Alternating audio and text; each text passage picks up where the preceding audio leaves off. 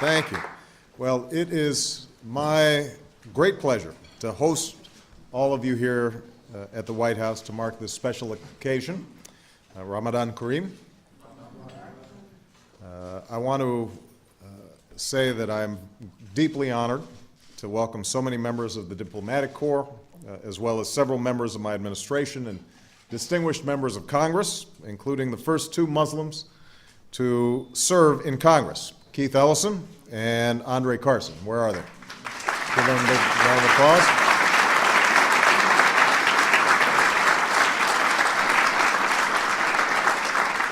Just a few other acknowledgments I want to make.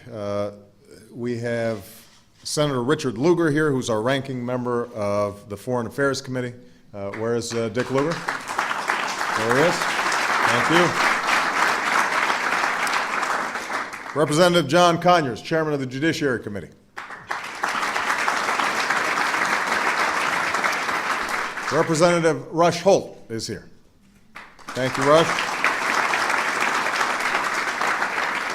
Have we found you a seat, Rush? I'm on my way to the train. I got you. We also have here Secretary of Defense Gates is here. Secretary Gates. Our Attorney General Eric Holder. And Secretary of Health and Human Services Kathleen Sebelius is here. And most of all, I want to welcome all the American Muslims from many walks of life who are here. This is just one part of our effort to celebrate Ramadan and continues a long tradition of hosting iftars here at the White House. You know, for well over 1 billion Muslims, Ramadan is a time of intense devotion and reflection. It's a time of service and support for those in need. And it is also a time for family and friends to come together in a celebration of their faith, their communities, and the common humanity that all of us share. It is in that spirit that I welcome each and every one of you to the White House. Tonight's iftar is a ritual that is also being carried out this Ramadan at kitchen tables and mosques in all 50 states. Islam, as we know, is part of America. And like the broader American citizenry, the American Muslim community is one of extraordinary dynamism and diversity, with families that stretch back generations and more recent immigrants, with Muslims of countless races and ethnicities, and with roots in every corner of the world.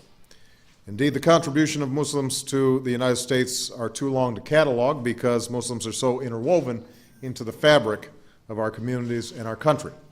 American Muslims are successful in business and entertainment, in the arts and athletics, in science and in medicine. Above all, they are successful parents, good neighbors, and active citizens. So on this occasion, we celebrate the holy month of Ramadan, and we also celebrate how much Muslims have enriched America and its culture in ways both large and small. And with us here tonight, we see just a small sample of those contributions. Let me share a few stories with you briefly. Al-Shiba Khan's son, Kareem, made the ultimate sacrifice for his country when he lost his life in Iraq. Kareem joined the military as soon as he finished high school. He would go on to win the Purple Heart and Bronze Star, along with the admiration of his fellow soldiers. In describing her son, Al-Shiba said, he always wanted to help any way that he could. Tonight he's buried alongside thousands of heroes in Arlington National Cemetery. A crescent is carved into his grave, just as others bear the Christian cross or the Jewish star. These brave Americans are joined in death as they were in life by a common commitment to their country and the values that we hold dear. And one of those values is the freedom to practice your religion, a right that is enshrined in the First Amendment of the Constitution. Nishala Hearn, who joins us from Muskogee, Oklahoma, took a stand for that right at an early age when her school district told her that she couldn't wear the hijab. She protested that it was part of her religion. The Department of Justice stood behind her, and she won her right to practice her faith. She even traveled to Washington to testify before Congress. Her words spoke to a tolerance that is far greater than mistrust. When she first wore her headscarf to school, she said, I receive compliments from the other kids. Another young woman who has thrived in her school is Bilquis Abdul Qadir. She's not even 5'5". Where's Bilquis? Right here. Stand up, Bilquis, just so that I want everybody to know. She's got heels on. She's 5'5". Bilquis broke Rebecca Lobo's record for the most points scored by any high school basketball player in Massachusetts history.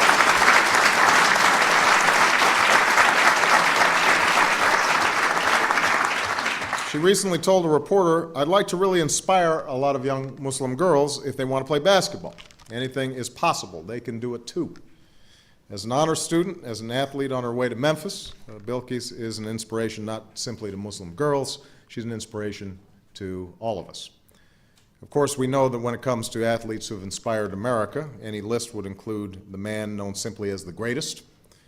And while Muhammad Ali could not join us tonight, it is worth reflecting upon his remarkable contributions as he's grown from an unmatched fighter in the ring to a man of quiet dignity and grace who continues to fight for what he believes, and that includes the notion that people of all faiths hold things in common. I love this quote. A few years ago, he explained this view, and this is part of why he's the greatest, saying, "Rivers, ponds, lakes, and streams, they all have different names, but they all contain water. Just as religions do. They all contain truths. They all contain truths. Among those truths are the pursuit of peace and the dignity of all human beings. That must always form the basis upon which we find common ground. And that is why I am so pleased that we are joined tonight not only by so many outstanding Muslim Americans and representatives of the diplomatic corps, but people of many faiths, Christians, Jews, and Hindus, along with so many prominent Muslims. Together, we have a responsibility to foster engagement grounded in mutual interest and mutual respect. And that's one of my fundamental commitments as president, both at home and abroad. That is central to the new beginning that I've sought between the United States and Muslims around the world.